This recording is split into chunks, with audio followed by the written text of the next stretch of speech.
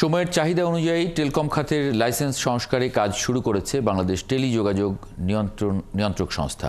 এজন্য নেটওয়ার্ক ও licensing roadmap পুনর্বিন্যাস committee গঠন করা হয়েছে। ব্যবসা নয় বরং গ্রাহকের স্বার্থ রক্ষায় এই কমিটি বলে জানান সংস্থাটির চেয়ারম্যান এমদাদুল বারী।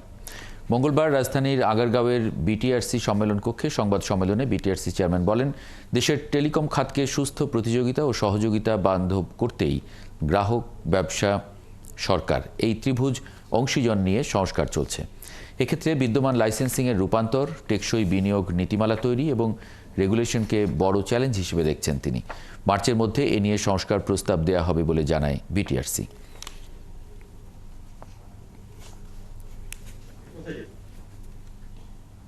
রেগুলেশন মানেই কন্ট্রোল।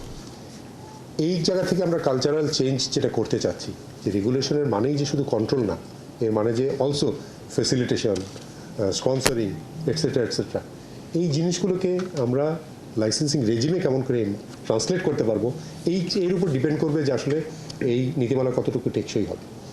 নীতিমালা যদি এরকম হয় যে ও প্রধানত দাঁড়াবে হচ্ছে সুস্থ প্রতিযোগিতার উপরে, তাইলে মনে হয় সেই নীতিমালাটা টেকসই হবে।